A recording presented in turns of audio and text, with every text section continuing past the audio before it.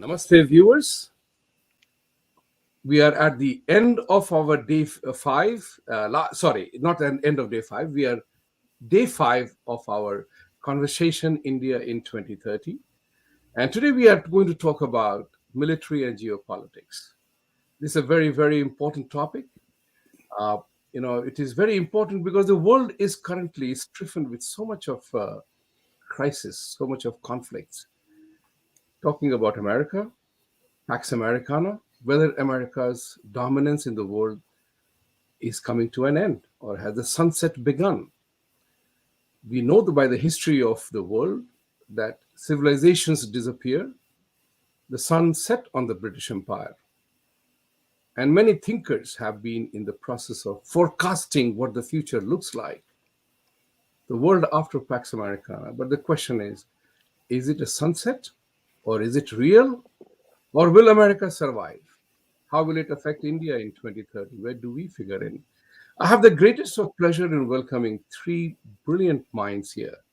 Made my job very easy. I can just request them all to speak for 10 minutes each, and then we can go to question answer. Major, Ruchir, and Kanwal Sahab. I was telling you before the show that between you and I, Kanwal Sahab, I have only one similarity. And that similarity is that we are both having to deal with a recalcitrant brother. I'm saying with a very, very happy mood, like there's nothing personal. It is just an observation. So I would begin the conversation about this entire issue of India in 2030 with the youngest of persons here. If my guess is right, it is Ruchir. So, we are talking about the end of history as Francis Fukuyama talked about. Great mind. At the young age of 36, he postulated the theories. With the Soviet Union gone, it was the end of ideological intervention to liberalism. Fascism is killed in the Second World War, and China's economic reform was heading in liberal order. Do you think he was wrong, considering his new book, which talks about the demand for dignity in politics and resentment? Your thought, Ruchir.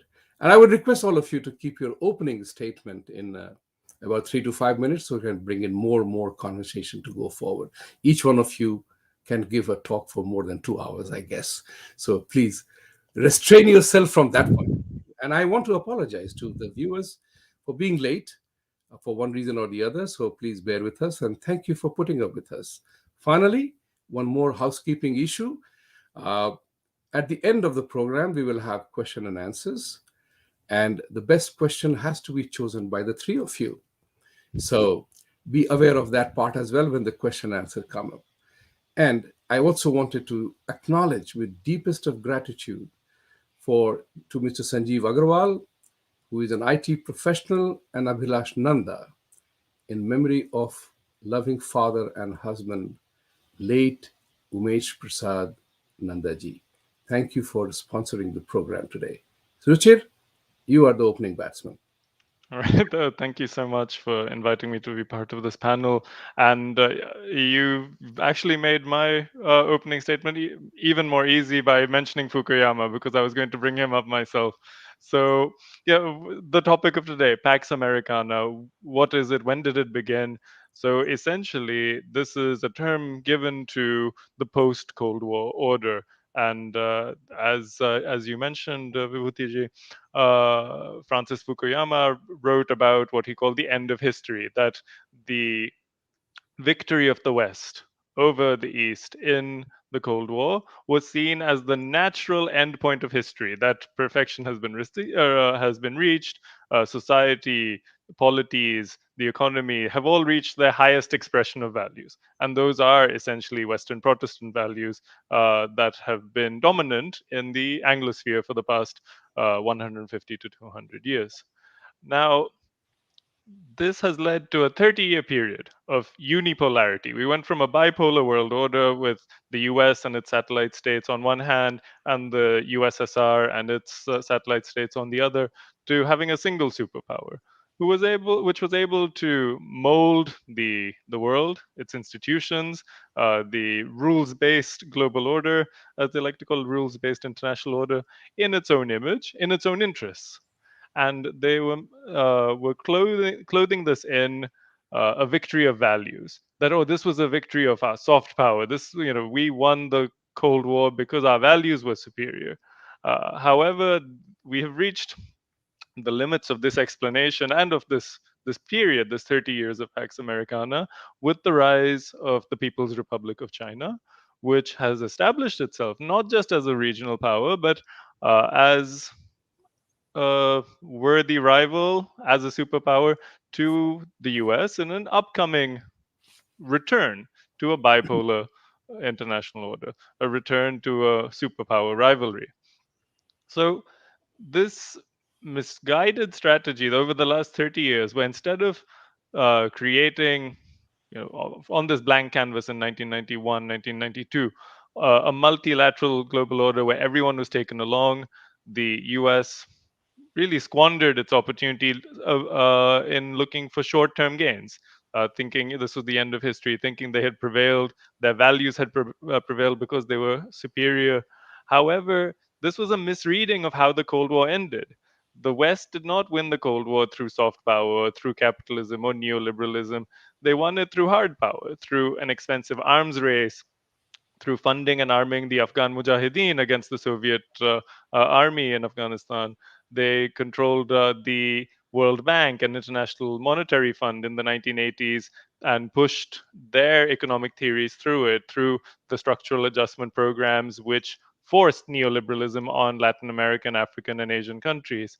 And essentially, having been economically and militarily exhausted by attempts to keep up parity with the West, the Soviet Union no longer found it viable to compete with the superior industrial and material capacity of the West, and gave up on its geopolitical ambitions to focus on domestic consolidation. And that's why Gorbachev in the 80s talked about glasnost, so openness, and perestroika, restructuring.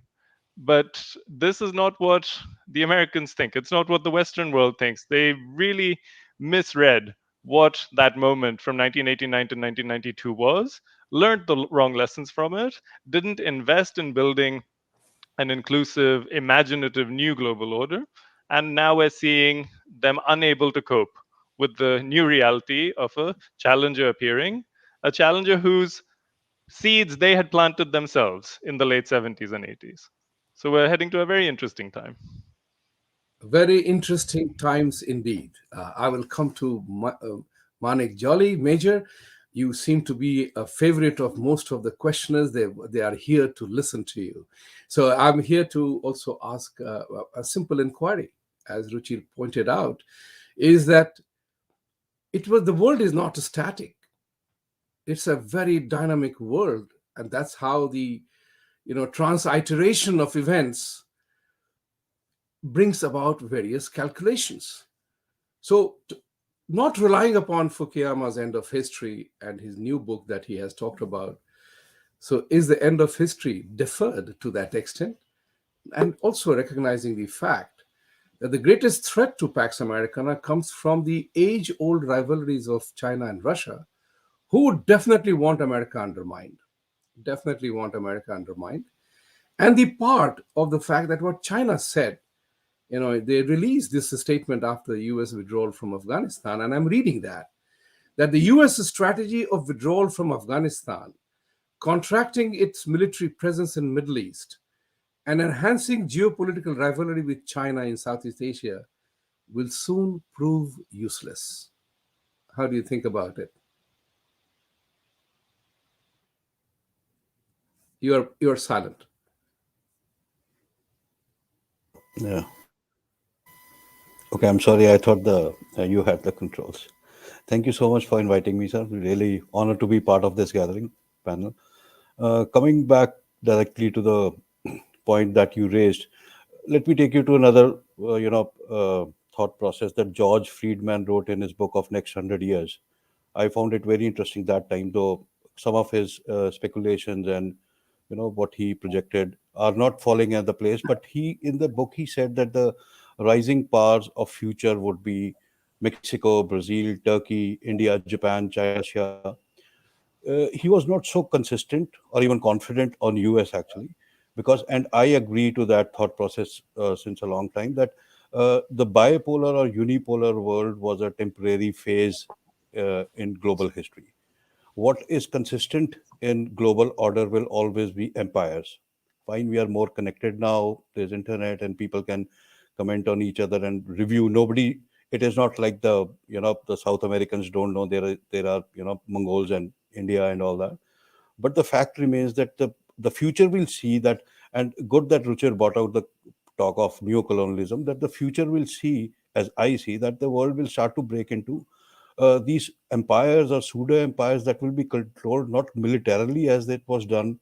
And earlier it was possible because, let's say, the England was not able to tell Belgian Leopold, "What are you doing in Africa?" There was no crisis of human rights. There was nobody asking anybody. It was, let's grab whatever we can, and that materialism will again come to fruition in some time, because it will again be, because in the end it will always fight of materialism and resources.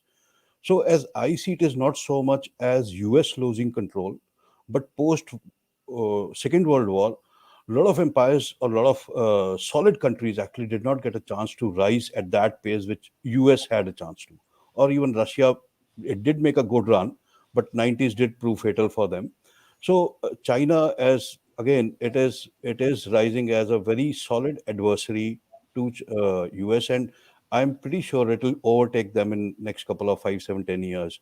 And that is mainly because the playground for controls remains Central Asia and Africa. And for that, America still, I mean, it's just basic common sense. They will have better control, and Afghanistan will give a big twist. The emptying of the U.S. vacating, then you have Middle East beefing up actually militarily, as well as with the Abraham Pacts and all. They are coming together as not a disturbed zone, which everybody wanted to look upon them, but now they're coming across as a solid entity, as a stable neighborhood or a team which people would want to associate with. And India has kind of recognized that and making those steps already. So what I see, that Pax Americana is, if you just compare it with Pax Britannia or something, they had a lot of control militarily. It was not just values and education and let us help you all. The grip with which they could maintain that, and America wanted to duplicate it actually. And Ruchir was right in saying that it has mostly because of the funding or overthrowing a government or overt operation, military actions, and even in sometimes neocolonialism and a grip over them. But that is, again, it will not fade away. I think the other countries are will pick it up soon. Let's say example of what is happening in Ukraine or something. Nobody's asking Russia to do it, stop it, or nobody's bothering them. And Russia just moved its bases to Kuril Island, just north of Japan. Nobody's asking them to move back. It's a disputed zone again. So over the time, what will happen? I feel the stronger countries or the bigger countries will started to create a natural order of control with other smaller nation, weaker nation, and those who are in need. And that will not happen only because they can control. It will happen more because we also need them, the smaller nations, not we as in India, but the smaller nation would like to align for a better resource and lifestyle and strength to be avoid the conflict. So that's what I'll say as opening statement. Thank you Thank very you. much. Can you see me? I can't see myself. Yes, sir, we can see you. Yes, I we can can see see you you. at least. Okay, something gone. Okay, now I saw some screen popped up. Okay, Sibal Saab, you are the veteran of Foreign Service of India. You have seen. There's nothing that you haven't seen.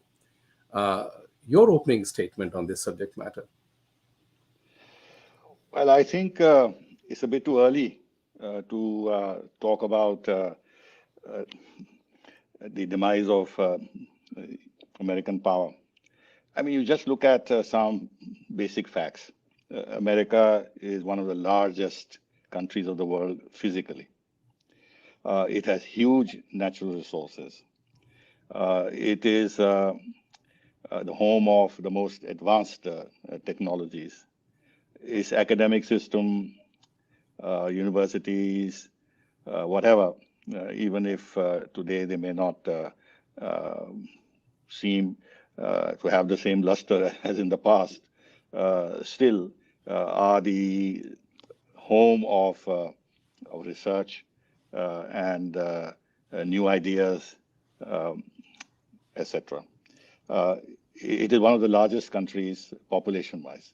So you see, you here have a combination of huge geography, but also a very large population, 330 million or whatever it is. And then it still is the largest economy. It is the most powerful country in terms of its military capacities. There's no other country that can match it.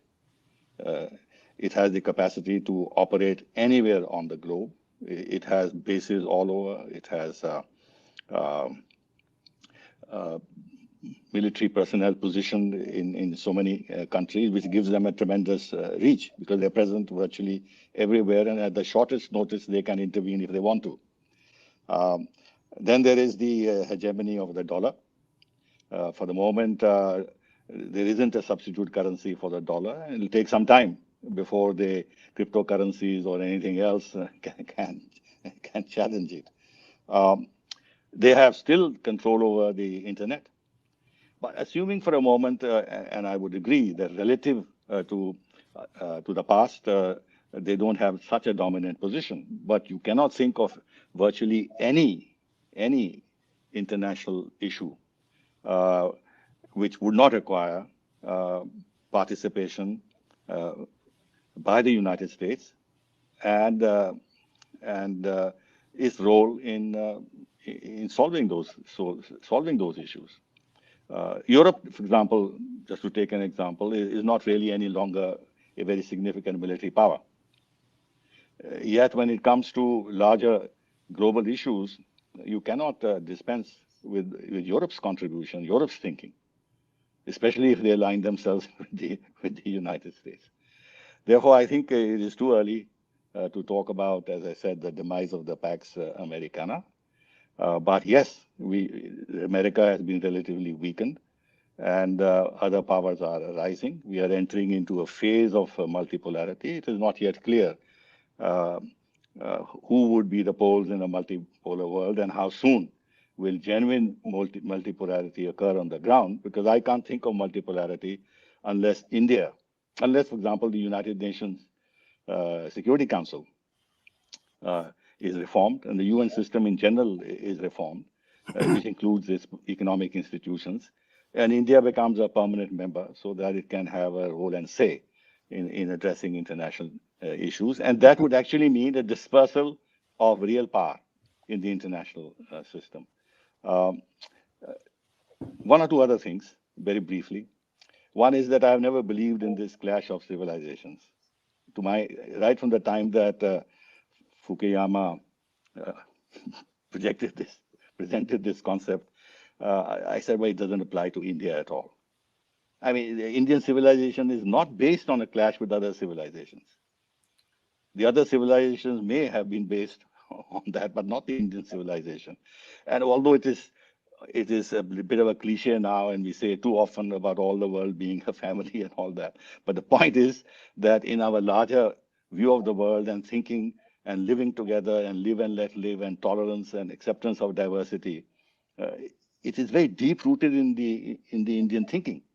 So this clash of civilization thing actually was confined to these Abrahamic religions, one strong center of power, one ideology which is superior to others and others must succumb to it. India was never in that game.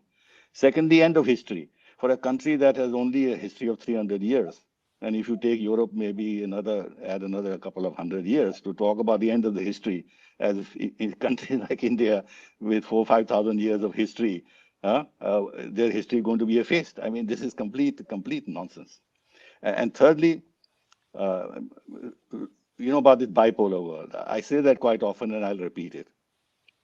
That this actually puts aside and how should I say, ignores the fact that it was really never a truly bipolar world. India founded the non-aligned movement along with certain other countries. There were more than 100 countries that were members of this movement. They did not make this choice of joining either of the two blocks. So you can't really say, but this analysis doesn't suit the Western think tanks and Western intellectuals. They still think that it was they and the Soviet Union, uh, and it was a bipolar world. It was not a bipolar world. India did not choose, and India was not an insignificant country. So I'll stop here. Uh, because I could say other things, but then since it's an opening statement, I'll make it short. Thank you. Thank you very much. No, it was a very powerful statement, and your opening statement was something which I have echoed all through, is that do not count America out yet. And I give an analogous example of saying that it is 3 times larger than India, has one-fourth the population, is a very resource-rich country, and had a reasonably great infrastructure in place. It has superior military power that, as you rightly said, intervene anywhere, anytime through space, and they have a now space army. So America can't be written off as of now, but it brings about a question about leadership. You can be very good, but if the leadership's, to use the American slang, sucks, then we have a problem. And that's the problem which I think America is having to deal with. So, Ruchir, I will come to you on this one, coming to Fukuyama's subsequent book, but we'll come to that later on. But I wanted to see this issue of Pax Americana from the perspective of when did this begin to decline? We have seen Vietnam defeat. We have seen now Afghanistan, a shameful retreat, as all Americans feel. It has definitely psyched up the Americans. They wanted the end of war, but they did not want this to happen, that American military might. But in Afghanistan, that withdrawal, military did not lose. It is the political leadership that gave in. How do you rate the entire scenario, starting from Obama era, when he talked about we will begin to build America from within and end all wars? So it has impacted the American psyche. So go ahead. I think that fits in really well with what Sibalji was saying, that at this point of time, the US still has an unparalleled capacity to impose its will, to enforce its interests.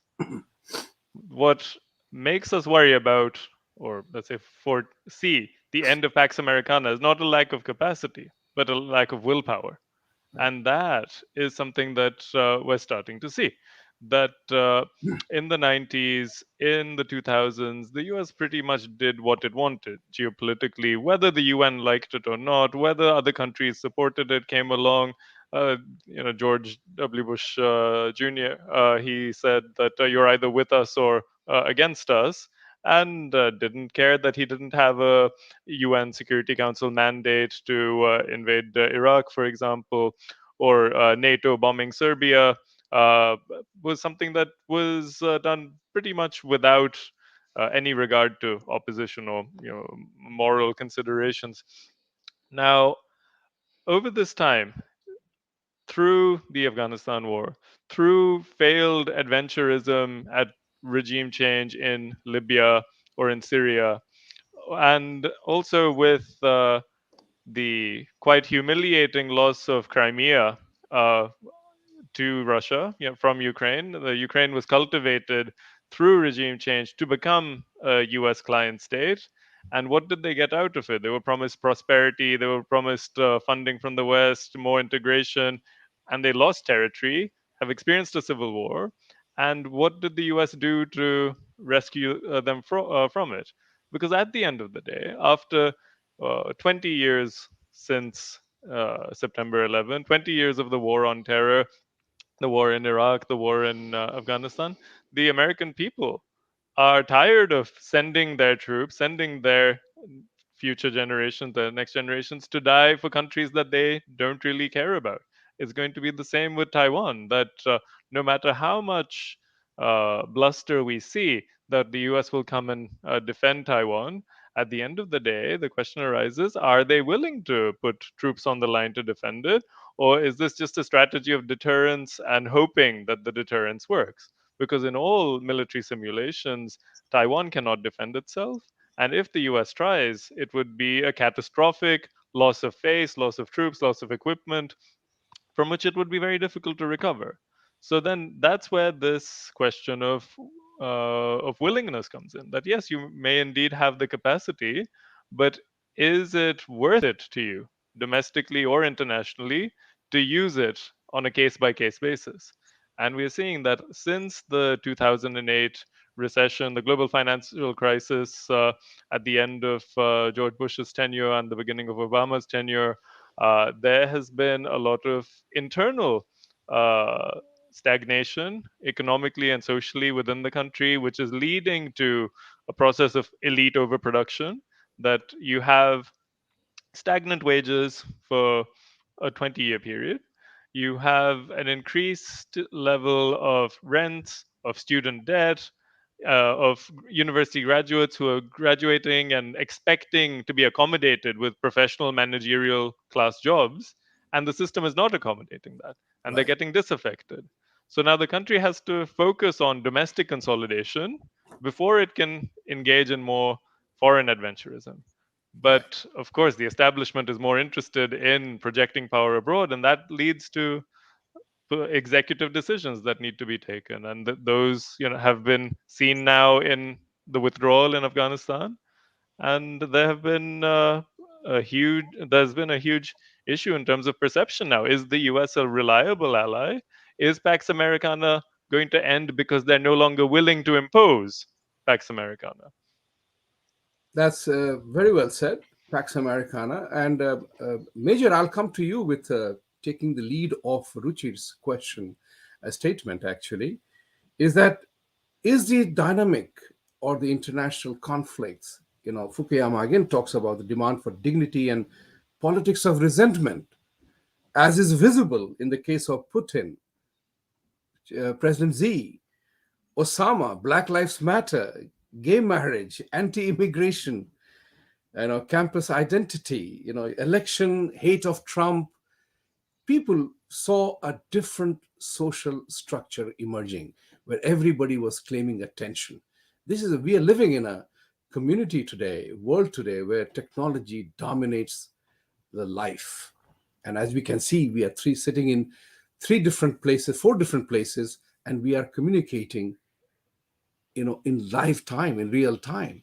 So there was a very important point Ruchir brought out, that US defense production as a percentage of GDP declined from 5.6% in 1980 to 3.4% in 2019, although in the absolute numbers, it will still be huge.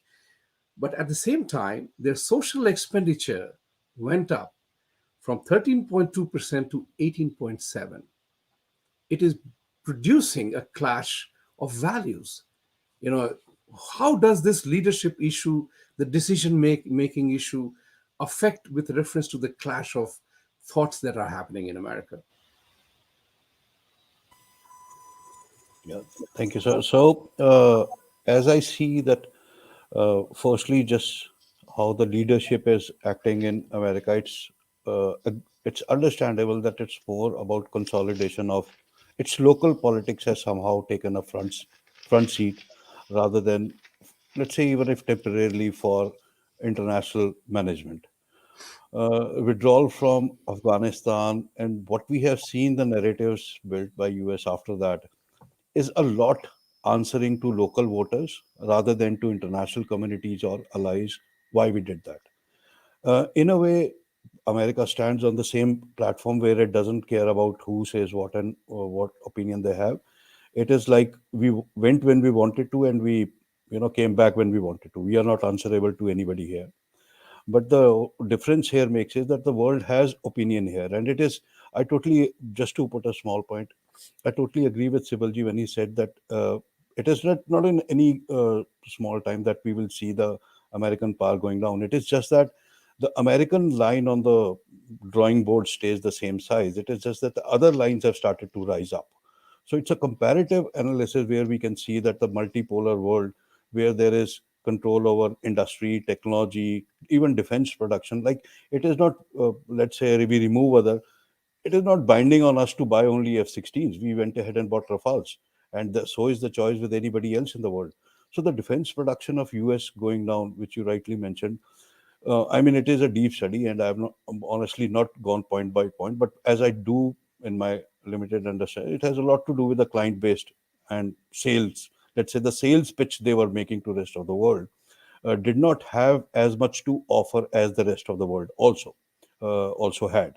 The systems that a lot of countries are buying are suited for their particular needs, which is not uniform across the planet. So what that does is that it does put us in mind that how long can we keep producing something which is so customized to every need. So they just went ahead and started producing standard which their allies are buying, or whoever wants to buy them. But let's say there is a system like S400 which India bought, in spite of their threat of CATSA sanctions and all. But we need it very specifically for the threat we envisage. Let's say there's something called Iron Dome, which Israel has. Is tomorrow India wants to invest it, it cannot be matched by what US has.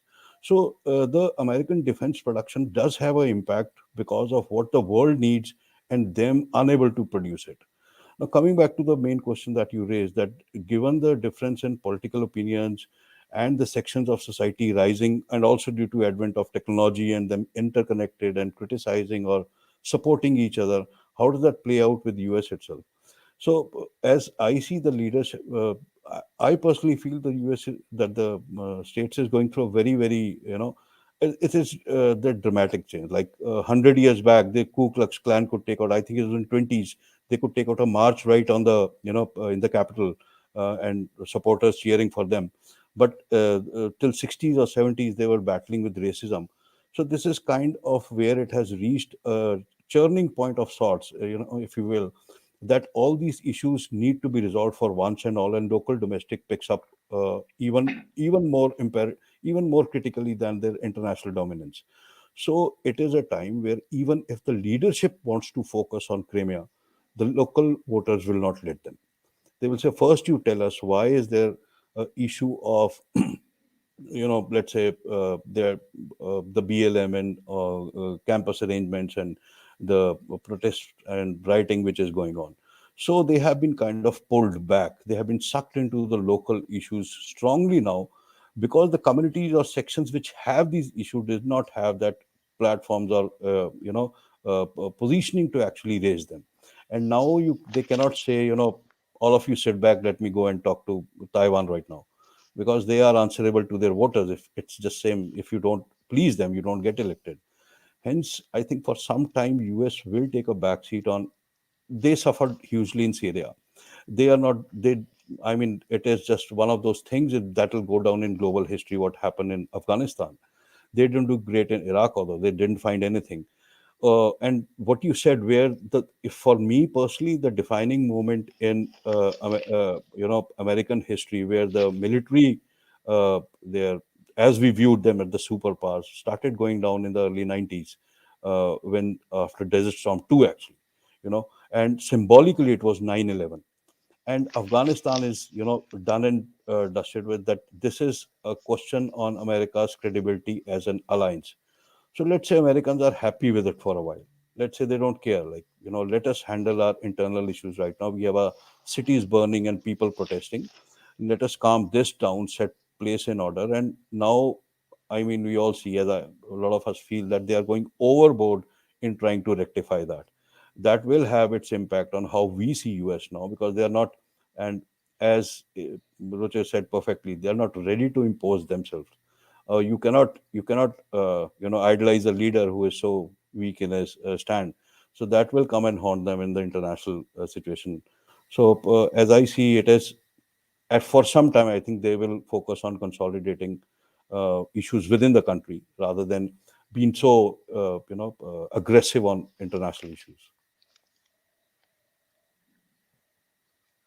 So I think you're mute. Still muted, still muted. Thank you very much for saying it as well as you did, Major. Kanwal Sahab, I will come to the other element, talking about the Pax Americana. Where do you think, knowing what we all know now, is America hurting itself most? Is it on strategic intent? It's on the loss of moral fabric? Who trusts America anymore after the way they have treated their allies? Or the strategic part, on a conceptual basis? They just don't get the Middle East.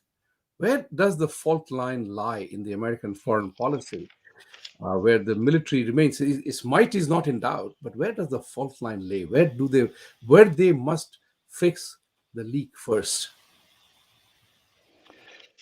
You know, what I find a bit intriguing is as to what we, the rest of the world, really want. Do we want Pax Americana or we don't want Pax Americana?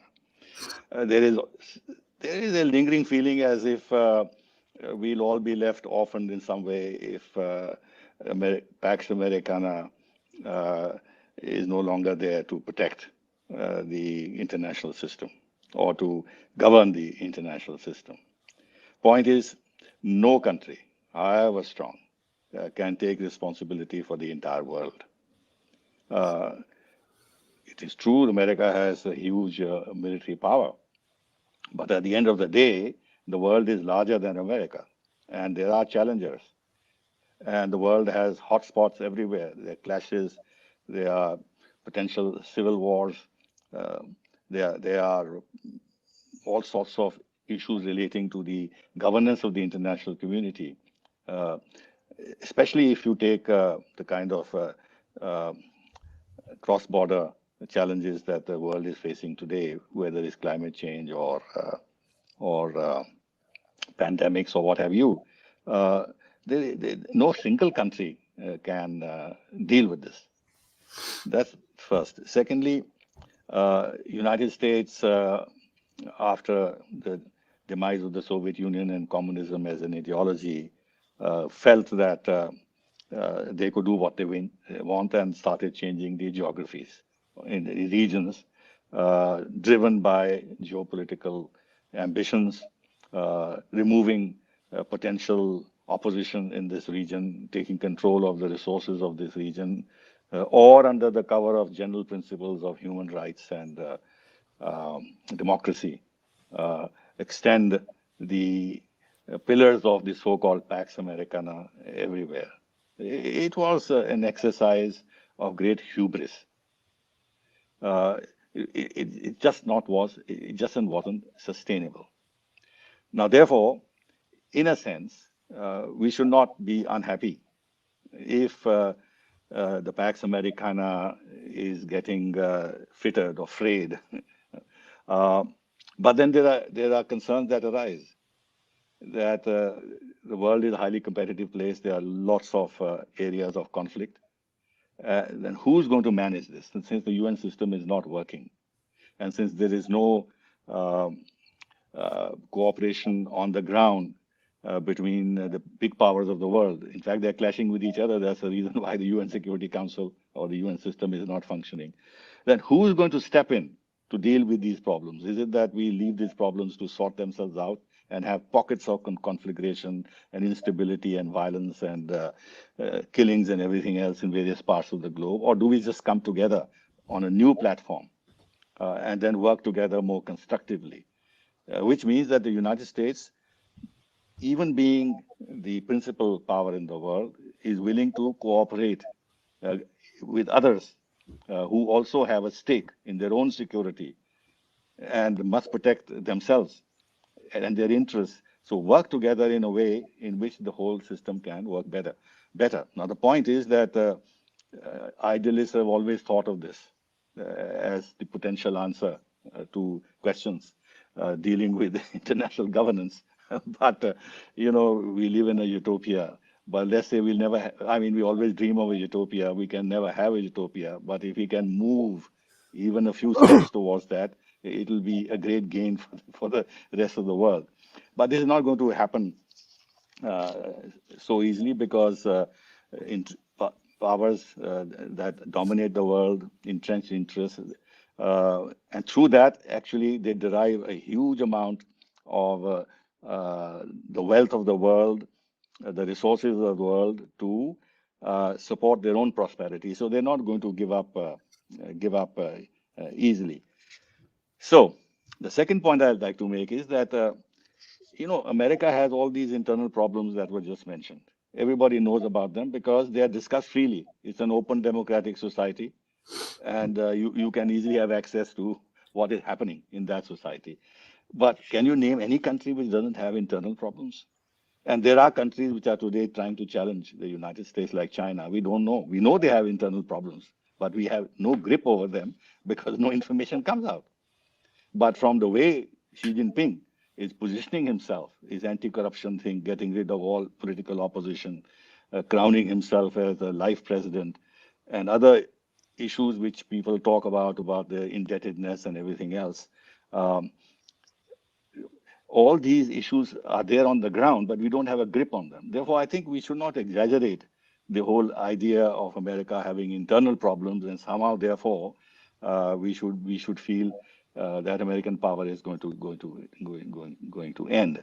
Uh, Countries live with these internal problems, and at the same time, they have an international role.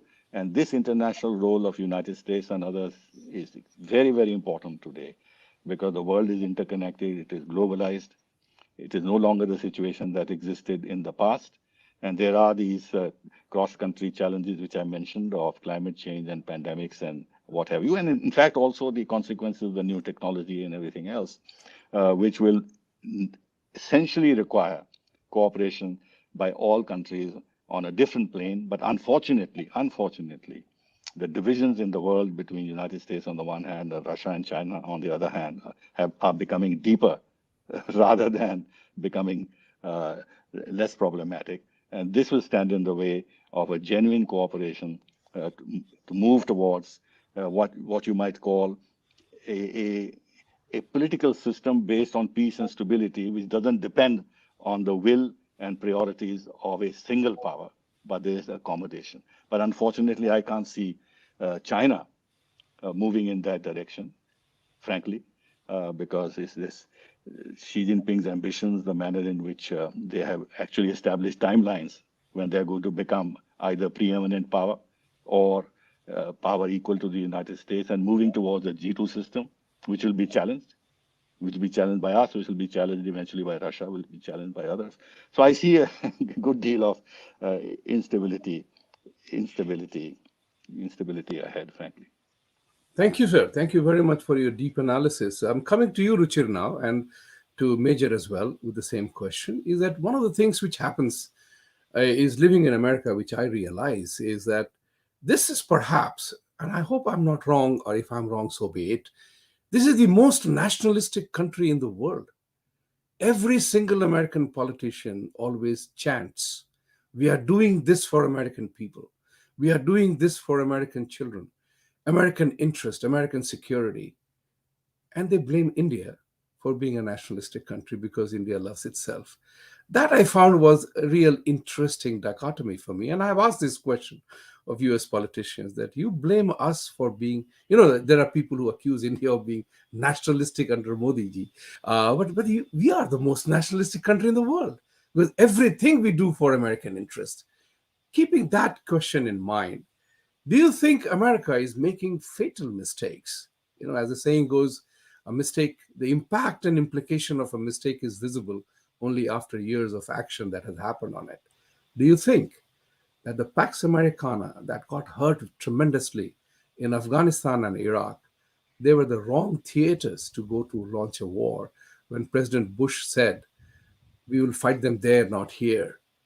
And that led to a significant impact on its might because politics became that you can't hit the terrorist if he's embedded in a civilian structure, or you have to live with democratic idealism that you can't kill others until you have clear evidence. So even they had the technology to attack the terrorists, the decision making process became very slow. So there are many issues. They began to play with words, you know in terms of retreat or withdrawal or whatever it is. But what is true is that Afghanistan has withdrawal, the shambolic way that it was dealt with, hurt them bad. So how do you rate that militarily as well as strategically in terms of going forward? There are several questions in this. Yeah, Richard. well, when we look at it chronologically, there have been a series of missteps that the U.S. and even at the time the USSR made from their position as superpowers, owing to hubris, that they felt that they had the capacity to address certain issues a certain way, and may have overestimated how simple that would be or straightforward that would be. You mentioned that the US is very nationalistic, but it's nationalism for me, not for thee. So traditionally, they have always had a problem with nationalist governments elsewhere. And leaving aside the Indian subcontinent, if we look at West Asia, that in the 60s, 70s, there was a wave of Arab nationalist governments there who were anti Islamist. They were trying to create a pan Arab identity based on a common language, a common history, a common identity, and not based on religious values. And they were suppressing extremist Islamist voices within Egypt, for example, or Syria. The US would rather fund Islamists to take down these dangerous and subversive nationalists who are talking about Arab unity and Arab brotherhood because they felt that they could control Islamists. Similarly, they tried to bring down a socialist government in Afghanistan that was supported by the Soviet Union. And they did so by funding the Mujahideen through the Pakistani intelligence services and populated by various disaffected extremists from across the Middle East and North Africa. That was another mistake because once the tap of funding was turned off after the Soviet withdrawal, you had these highly radicalized, well armed groups who looked for new targets. To a man with a hammer, everything looks like a nail. And there was a time when Osama bin Laden got glowing features written about him by Robert Fisk in The Independent, saying, "Oh, anti-Soviet holy warrior puts his army to peace. Now he's building highways because he's a great civil engineer." Within a few years, he was masterminding attacks against U.S. military installations and fleets in Kenya, or in the Horn of Africa and East Africa, and then the September 11 attacks. And then when we look at the response to the September 11 attacks to invade both Afghanistan in 2001 and then Iraq in 2003, was actually exactly what the planners at Al Qaeda were trying to provoke. That they wanted to goad and bait the superpower into overextension, just like they did with the Soviet Union. That the Soviet Union was dragged into a conflict where it was at a tactical disadvantage until a point where it became unviable for them to continue economically and in terms of domestic approval. And they had to uh, face this issue of imperial overreach and focus on, under Gorbachev, and withdrawing from their international obligations and restructuring society. Now, there are various leading experts of terrorism and counterterrorism who say that the best thing one can do in the face of a large scale terrorist attack is not overreact and instead invest in addressing the root causes, invest in decapitating and delegitimizing the leadership of these movements, and not going into a huge conflict on the terms of another power or another group, and then find yourself just reinforcing in that region everything that the terrorist group had been saying about you anyway. Because what has the last 20 years led to in terms of peace, prosperity, stability in the Middle East and North Africa? Yeah, and this includes what happened with the Arab Spring. It includes what happened with regime change against Gaddafi in Libya or against Assad in Syria. It's led to civil wars. It's led to domestic insurgencies. It's led to the rise of ISIS, which was so bad that the US started allying with Al Qaeda and Jabhat al Nusra to defeat ISIS. So, this is not a series of intended consequences. This is what happens when your short term planning, because your the system of these countries is wired towards short term gains. 4-year election cycle, quarterly business reports, does not reward long term thinking and investment at a strategic planning level. And as a result, we see them sleepwalking into disasters. And there have been examples in the past of countries sleepwalking into disasters in World War One, where everyone was looking after their short term interest and then found themselves in a series of obligations that caused a global conflict of which it was impossible to withdraw themselves for 4 years, even though the front stagnated within the first 6 to 9 months of that war. You'll be muted again. Sorry. Uh, Thank you very much for explaining it as well as you did. Major, I'm also coming to you with the same era of same questions, but with one request to share your thoughts. So, How did the United States make the blunder of not realizing who the true enemies were? They were not Afghanistan and Iraq. They didn't launch the attack on the United States. And by choosing to go for war in these two countries, did they dig their own grave? so, as I see, if you as much as look into USA, they've quite capitalized on economy of conflict. I mean, if one was to oversimplify it, US would see any two people fighting on globe, they'll quickly assume who should we support that helps our benefits in that interest. Let me give him some guns, let him give him some dollars. And once that guy has won, I think that area is secure for me. This is an exceptionally short-sighted view, which they have displayed again and again from South Americas to Contras to Middle East to Afghanistan, Vietnam, everywhere they have left mess only because of this simple reason that they do not plan what after. So in this case, especially in Afghanistan, when you say what they did was in like once USSR withdrew, they had pumped in so much money into like right from Charlie's wars to the all the funding that CIA was giving, then the Saudis were matching it. Unimaginable amount of money had gone into Pakistan actually for the war. Now that money was just sitting there, and Pakistan immediately saw. It's been. I'll not go into that history. We all know too well. Pakistan. It's Pakistan' wet dream to always have Afghanistan as its backyard. They had all this funding sitting there, and they utilized it to create Taliban. And it was under Benazir's foreign minister, Brigadier Nasirullah, that he created Deoband Madarsa south of Durand. And what that did was created huge number of these fighters so that Pakistan could use it for purposes against India or manage Afghanistan and all that.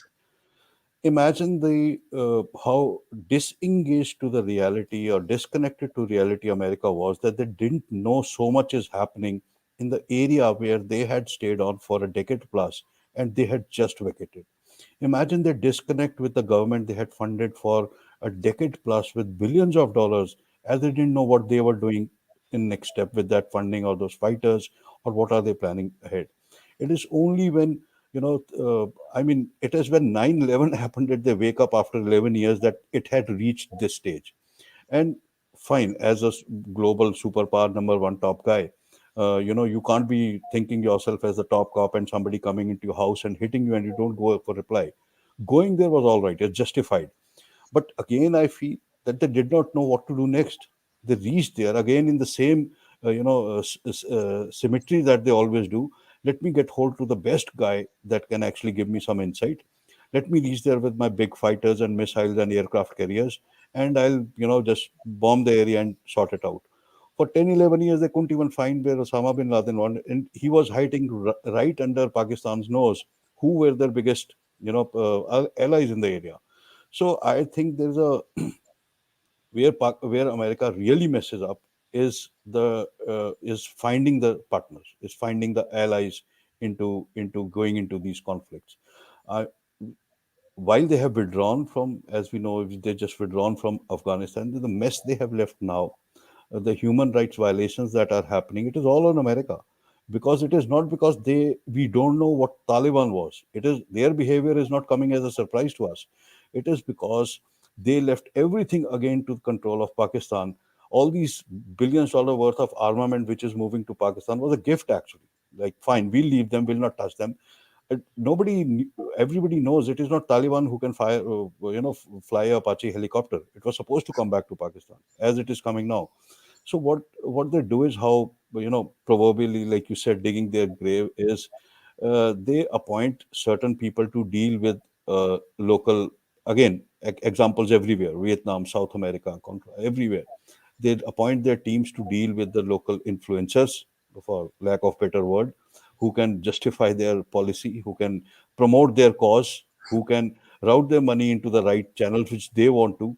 And after that, because they are so over dependent on them, more often than not, these sections which they ally with go out of their hand, and they start controlling, which again, more often than not, has gone against America.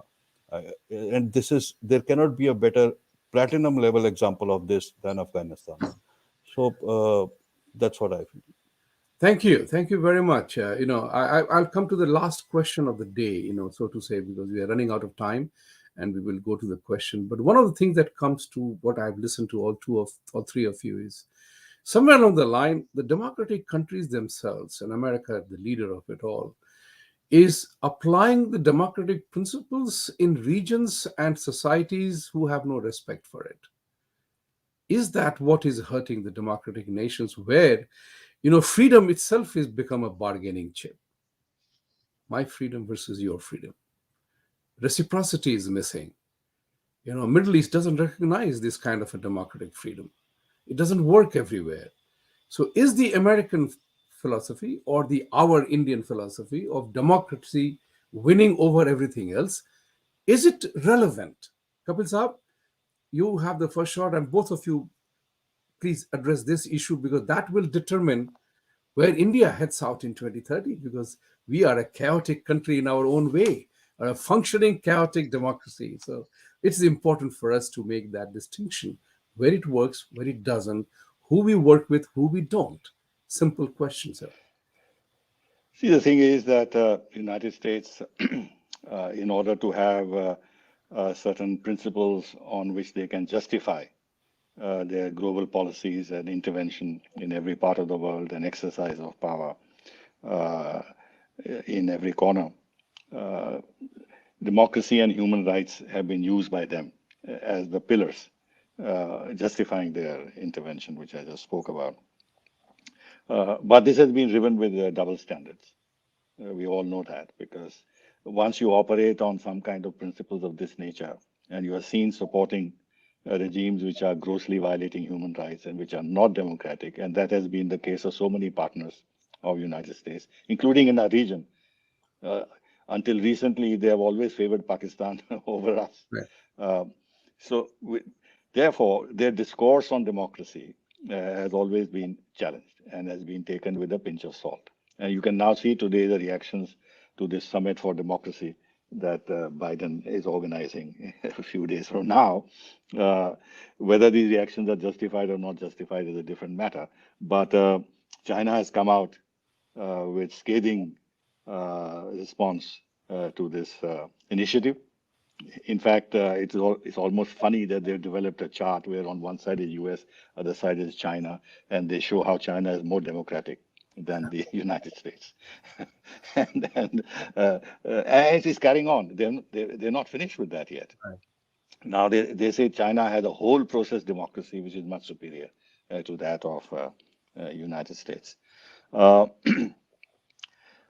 I think it's only reasonable to argue that I don't accept what the logic of the Chinese is, or for that matter, the Russians and others which dispute America's crusade for democracy. But the fact remains that there can't be just one uniform way of operating democratically. I mean, the systems country have is based on their traditions, on their social structures, on their past, their history, the thinking of their elites, the concrete problems they face in terms of managing the society. You can't impose external systems and develop yardsticks which actually don't at all conform to what the society needs. But if you accept certain basic principles, that there should be freedom of expression, human rights should be respected. Uh, there should be political participation, but by the society at large. You should have elections. Uh, you should you should be able to understand and operate on the principle of the wishes of the people. That if you have constitutions, that those constitutions should be adhered to. I mean, you can have these kinds of general principles.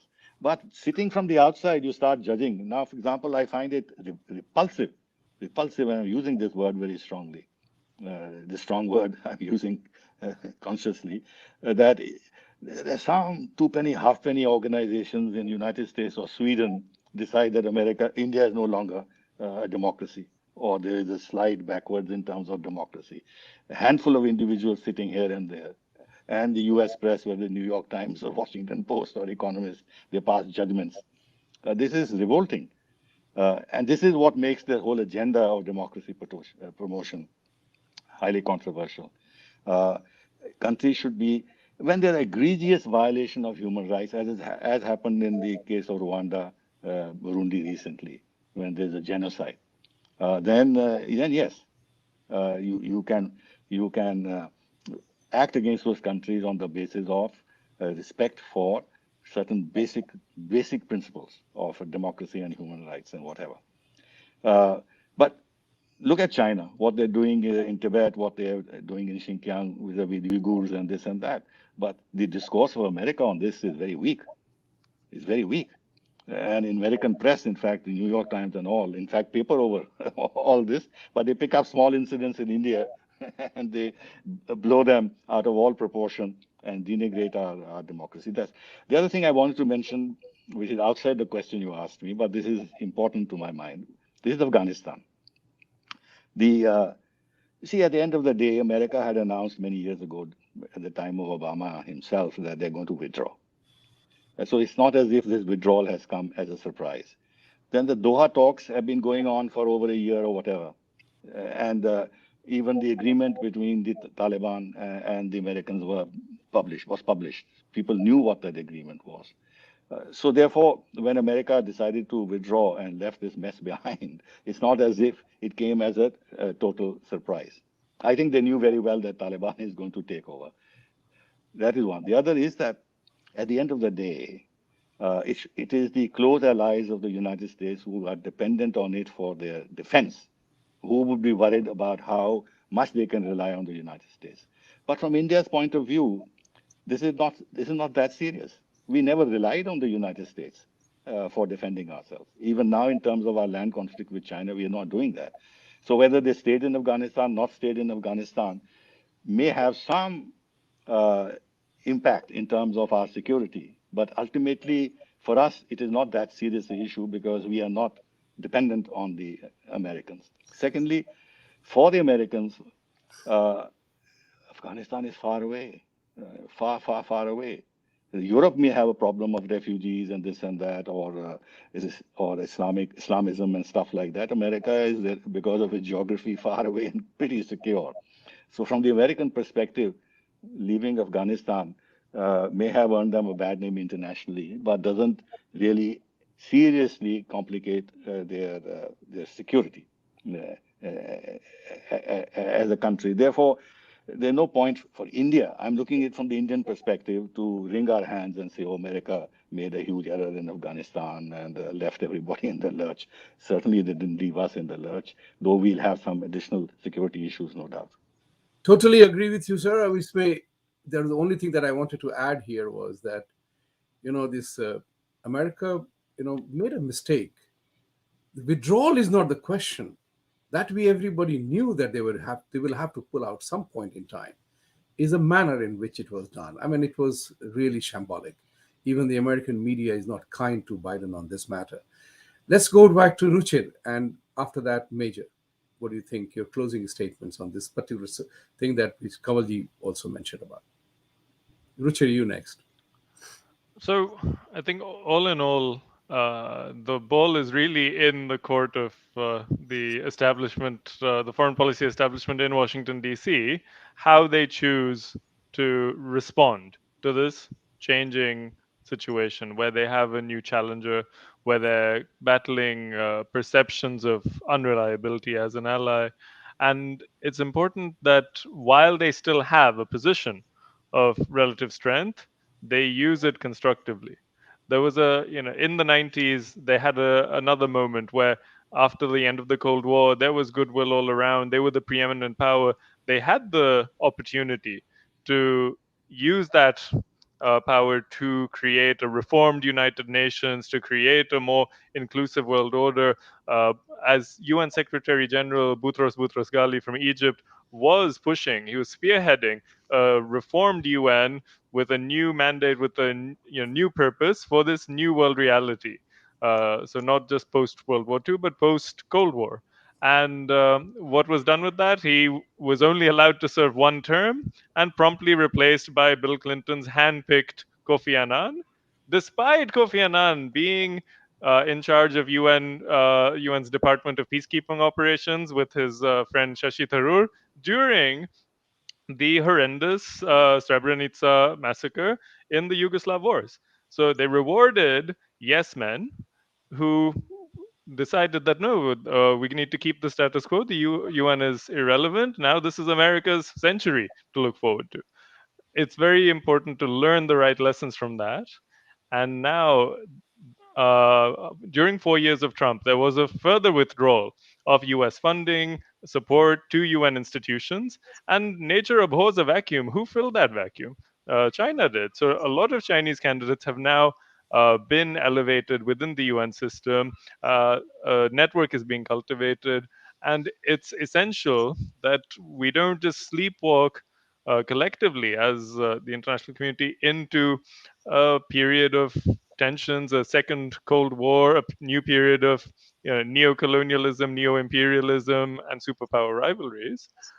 And that behooves us as neutral powers and non-aligned powers to speak out more for ourselves, to make sure that these things don't just happen above our heads, but that the adults are talking and the children watch. That we are also equal members of the international community. It's each of us are sovereign states, and we have interests as well. And it's essential now that, just like we mentioned, that China has set itself a goal for the next 100 years that it wants to be equal to or greater than in power and prestige than the US. It wants to be the world's preeminent power. Every country should engage in an exercise like that, should set a common vision, a common ideology, a unifying goal that society can then use as a motivation to make the right steps going forward. That it's not enough to maintain the status quo. If you try to maintain the status quo, then time moves on without us.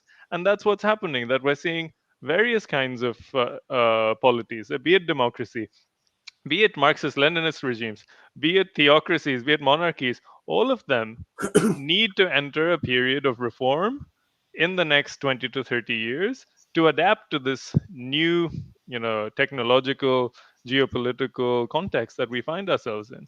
And if we don't reform these ourselves, then they will collapse through implosion or revolution anyway, because then institutions are not permanent. People are not permanent either. What we can do is equip ourselves with the tools we need, that if we're pursuing a certain goal, at every point we can ask ourselves, does this decision, does this alliance, does this uh, tool bring us closer to that goal? Is it accelerating us towards that goal, or is it an obstacle? And we can have develop a culture of strategic thinking as a society, as a nation, as a civilization, and similarly the state. Thank you. Running out of time. Major, as a moderator, I retain the freedom to change the question to you. Sure, sure, sir. So Sure, sir. my request would be to you to address a completely new thing in the next 2 minutes. And I urge viewers to ask questions. You have three brilliant minds here. Ask your questions. It's important because one question you ask, it addresses concerns of thousands. So bear that in mind. The Major, my question is very simple. India in 2030, we are talking about this. It is a total topic for another hour of discussion or more. But in a summary way, Where do we go from here? Where does India go from here? Knowing full well, I will piggyback on my previous question, that the democratic aspirations do not meet the aspirations of certain sections of people. How does So, India collude that to make this happen, work for it? I'll quickly summarize it, sir. In my personal opinion, I would say India should continue to focus in building economy militarily strengths, and a certain focus on soft power also would do well. A very intrinsic part of, let's say, backbone of being a global power, you have to be part of others' conflict. Again, oversimplifying it. You cannot be sitting in a corner. You could be the greatest player in a tennis match, but till the time you enter the court, you cannot prove that you are the champ here. So that ways, India has never actually gone out of its. We are a very inward-looking country. We've continued this over the decades of our creation, but I think it is for another 10 years or so. The path which we've taken off, and it is doing well in economy, defense production. That latest data is very good. We should focus on that. Reach a level where when the geopolitical activities discussions are happening, we are at a place to participate effectively and not just dialogue, and that will do us well in next 30, 40 years to come. It is premature for us to start opining on the other, participating in issues, because every other country, whether they are NATO, Europe, Russia, US, or even China, they are very quick and ready to deploy troops. They are very quick and ready to start institutions. They'll open a university in a weekend if they want, if required. We do not have that kind of not only capacity but political will for now. So to reach that, where we keep aspiring for global power state, I think for first we should continue looking inwards for next 5 7, let's say 2 more tenures of present prime minister, and build us to a level where then we can start acting as a global player. That's where I see that after maybe 2030 or so, at 2030 we will be ready to say, okay, now we have arrived in a way, metaphorically, and tell us how we can help. Thank you very much, because this So is a that's my favorite thing. Indians need to get engaged in activities in within and outside. Because unless you get engaged, things don't happen. Sitting in the sideline, you use a beautiful phrase, sitting by the wall, you can't expect anything to happen. You've got to be in it to win an Olympic gold medal, as the simple saying goes. So, with this, we end this conversation today. It has gone a little bit over, but I'm delighted we had that exchange. This was brilliant to have this thought process. In my opinion, Pax Americana is a function of American leadership.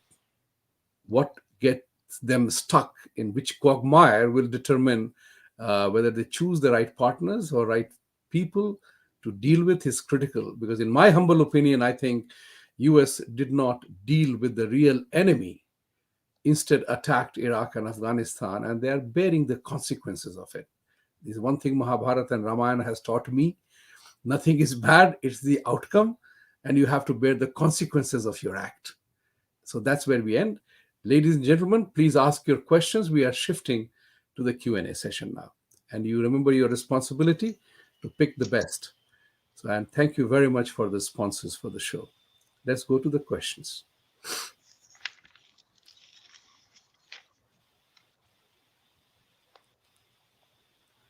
Adventure time. Is the rise of wokeism organic, or it's a new ideology developed by West to destabilize developing countries to maintain old asymmetric status quo? Ruchir, I would want you to address this question. Well, that's a very good question, because it also has the answer to it in it. It's a bit of both. That on one hand, wokeism is the result of, as President Macron in France says, certain academic debates and ideologies that arise from American universities, and they arise because of a patronage system of grants that are often granted or bestowed upon by wealthy individuals, so by oligarchs and billionaires, or are seeded by intelligence agencies in these countries. There's very little original thought happening in Anglosphere academia. Most of the research you see is pre-manufactured, pre-approved, and then they look for a stenographer who will type it out and put their name on it. It's a form of very advanced censorship and narrative control in these countries. Now, it wasn't, let's say, developed to destabilize developing countries. They already have many ways of destabilizing us and to manage us by remote control. But it is being used that way now. Because there are some countries that are just extensions in terms of their elite or in terms of their ruling classes of the Anglosphere elites. So they do what their masters do. They copy these trends, often a few years late, and then when applied to very different contexts, have disastrous consequences. And disastrous consequences in developing countries is in the interest of the developed world. So, of course, they would encourage it. Everything they do is designed to maintain a certain economic relationship with former colonies, that they may have given up direct political control of their former colonies, but the entire welfare state, social democracy, and trade prominence of the developed world, of the West, of the Anglosphere, is built on a foundation of economic relations with the developing world that arose in colonial times and need to be maintained through neo-colonial narrative management, elite management. Thank you. Thank you. Brilliant. Next question, please. Tejas, pranam to all. Thank you. USA seems to be succumbing in the fourth generation warfare with narratives running through the ceiling. China has showcased the power of trade and industry. Both of them need each other for the time being. Will narrative outpace importance of trade in USA, thereby destroying it? Major, I would like you to address this. Sir, firstly, I don't, again, the gentleman who asked the question, I don't think USA is succumbing to fourth generation warfare. The narratives may be going through ceiling, but it is still well within control. Succumbing is a pretty hard word to say. And also, again, I don't think China is winning it, and that would in any way lead to a place where it can overcome the trade and industry, that the narratives become so strong. We don't see that happening anytime.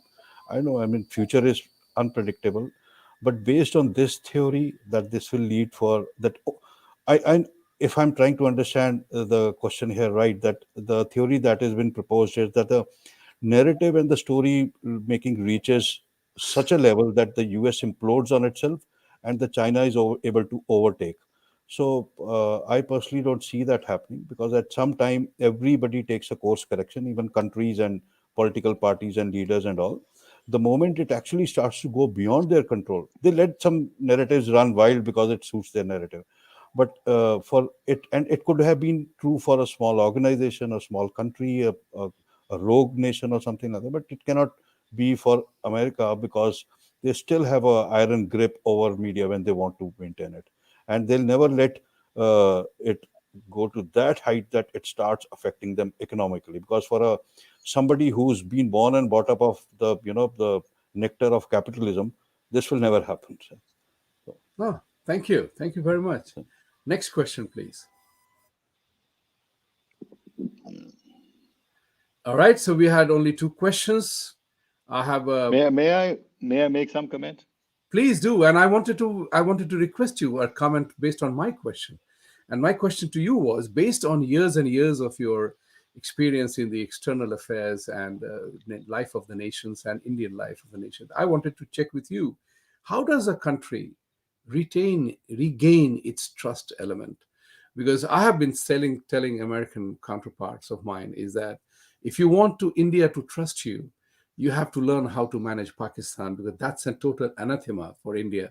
All Indians can't figure out why at all America, apart from its geopolitical, military, short-term adventures, in the long term, in United States cannot ignore India. How does United States today earn the trust of the world around us? That's the biggest challenge for United States. Your thoughts on this, in addition to whatever Yeah, you want. before I answer that, a couple of comments I wanted to make on this wokeism business. My reading is that actually wokeism is debilitating the United States from within, and Europe also from within. Ruchi rightly mentioned the reaction of Macron.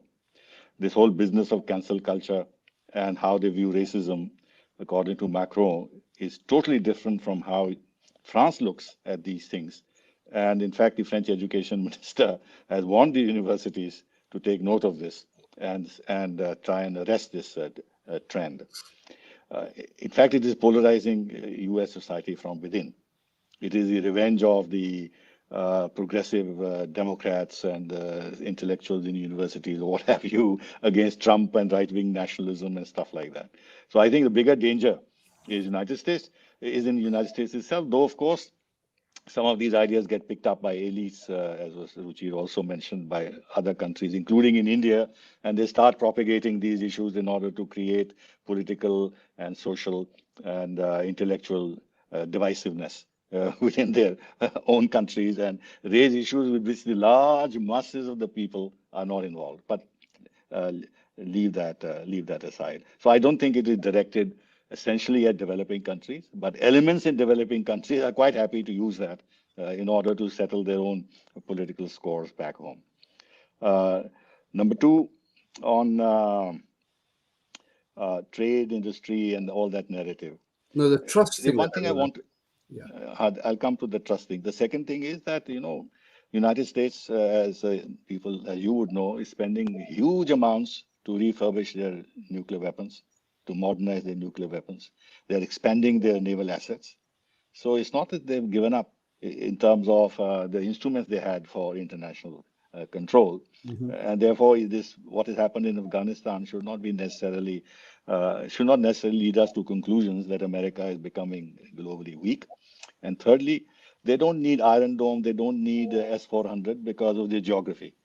So they are relying on an ABM system, which is space controlled and which has a huge reach. It's fortunate that they don't have neighbors who can attack. Anyway, trust element. If you look at history, and I've been saying this, the country that has targeted India the most and earned India's mistrust the most over decades is the United States. There's no other country that the United States, barring of course the Cold War thing, leave that aside, has targeted. After all, the whole nuclear suppliers group and the earlier version of it, the London Club, the MTCR, and all these technology denial uh, uh, organizations were set up to curb India's nuclear and missile ambitions. And then we've been on Kashmir, on other issues. They have hurt our core strategic interests by supporting Pakistan, uh, making life difficult for us in the United Nations. So there is a big history of distrust. But fortunately, that has been overcome. Not fully, but it has been overcome. Now, take Afghanistan. They know that Pakistan wants strategic depth in Afghanistan. They're aware of this. So they hand over Afghanistan to the Pakistan Taliban regime. They know it will cause problems to India because we'll have to be much more watchful about the fallout of that in Jammu and Kashmir. We may be able to cope with it, but it does increase our security concerns. On the other hand, they collaborate with us in terms of meeting a part of our concerns about China, at least in the maritime space. So there is a dichotomy in the way United States looks at India strategically as a partner, and this doesn't necessarily build trust. Now on S400, uh, why are they not simply giving an exemption to India? This 10-year exemption, which Senator Ted Cruz has asked the Congress to vote on, this will take the issue out of play and remove the kind of distrust that is building up, that you simply, at the end of the day, can't rely on the United States of America, because the system is such that some problem can get created somewhere, and it can then hurt the dynamism of the positive uh, momentum that is being built in our ties. Now, with regard to China, uh, although Biden has surprised us by continuing the tough line of Trump, but there are people who say that one never knows. Trump may yet get re-elected, or some version of Trump may get yet re-elected, and the entire scenario in the United States may change. And in any case, the depth of ties between U.S. and China is far greater than the depth of ties between U.S. and India. Right. Therefore, we have to be watchful. They're interfering in our relations with Russia. They have interfered in our relations with Iran at the cost of our energy security and defense security in the case of Russia. So there is a lot of work to be done, though I wouldn't want to exaggerate this and would say, nevertheless, that we have moved very far in terms of building a level of trust with the United States. But the United States should be careful not to dissipate that trust by wrong thinking, wrong approach, and still continuing with some of the policies of the past, which I think I'm not talking about Blinken, but I think the State Department still sort of has in their worldview. And then finally, I'll end by saying that this whole division of responsibilities between the Central Command and the Pacific Command is a problem for us because the Central Command does not think about the India relationship, whereas the Pacific Command does. So that's another thing that sort of is not trust related, but it is something that our policymakers have to weigh when they look to how far they should go in forging stronger and stronger ties with the United States. Thank you, sir. Thank you. One more question has come about, and that is how can India's partnership with Israel, Rajiv Dahiyaji, thank you very much. How can India's partnership with Israel, Australia, and Japan be enhanced in universities and think tanks? Dr. Major, you take the shot at it.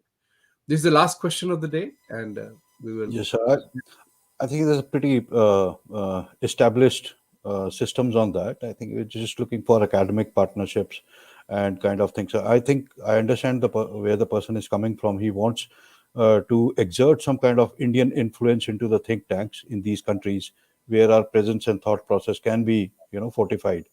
Uh, there are exchange programs and that, but India should start funding research in these places. I think nothing supports research better than funding.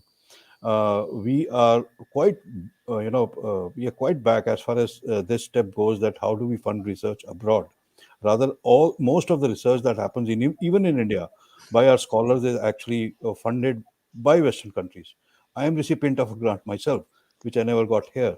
So that is a fact. And if we start doing that and we start building that, ecosystem, we do it for Afghans. Let's say when in the last 20 years we did that for Afghanistan students, boarding, lodging, education, entry, and they could participate. So we could do that for Western countries also. We should treat these countries as equals in this paradigm and say we can also fund your students. We can also fund Israeli students or Americans or Japanese or any. So we need to open up on that, and I think funding and spacing in Indian university or even foreign would be a good step. Thank you. One more question has come up, Mithilesh Kumarji. Thank you very much, sir. Indians on social media and even government institutions in US are not making any effort to reach out to American audience. How US can have positive how US can be positive to India? Ruchir, would you like to address that? Although it seems to be addressed to me. Go ahead, you tell me. Right. Well, it doesn't really matter what Indians on social media do or Indian government institutions in the US do. If the US establishment doesn't want to have a positive relationship with India, they'll look for any excuse or reason to. And if they do want it, then they'll find any excuse or reason to be positive. At the moment, the established wisdom in Washington D.C. is that India is not a reliable ally, so there's no need for a full alliance with them. It's not a convenient Gulf dictatorship where you snap your fingers and then the the autocrat there does whatever the Pentagon or the White House wants. So they see India as too big, too poor, too messy, too democratic to be a useful client state or partner or ally, whatever they want to call us. Whereas in South Asia, as they like to call it, in the Indian subcontinent, they already have what they think is a very reliable and effective client state in Pakistan. Pakistan is everything that India is not and is rewarded for it. And maybe there's a lesson for us there, that a country which has, let's say, a clear national goal, a clear raison d'etre, a clear reason for existence of a state, is able to portray itself as more useful and is respected more than a country that is a status quo is power, which mouths things about morality this and panchsheel that, and pacifism and Gandhiism and ahimsa. That does not really advertise anything to the rest of the world except that we're a soft state. Should be advertising that we're a country that has clear goals, has the capacities to achieve those goals, and if you want our cooperation, it comes with a certain price. We expect reciprocity, but that has not happened yet. Thank you, all of you. And I think we are ended with the question, or do we have any more?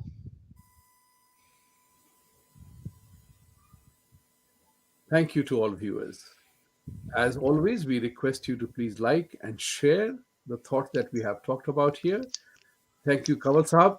Wonderful to meet you today. Major, delighted to see you. My pleasure. And Thank you, sir. Ruchir, as always, a great pleasure. Thank all of you. And thanks to the sponsors, Thank you Sanjeev all. Agarwal ji, IT professional, and Abhilash Nanda, in memory of loving father and husband, late Umesh Prasad Nanda ji. This is my last show for this 2021 Jaipur Dialogue Initiative. Hopefully, we will meet in person next year in Jaipur after the COVID restrictions are very sincerely looking forward to that. Thank you all, and pleasure to be with you today. Thank you. Thank you. Thank Thank you. you.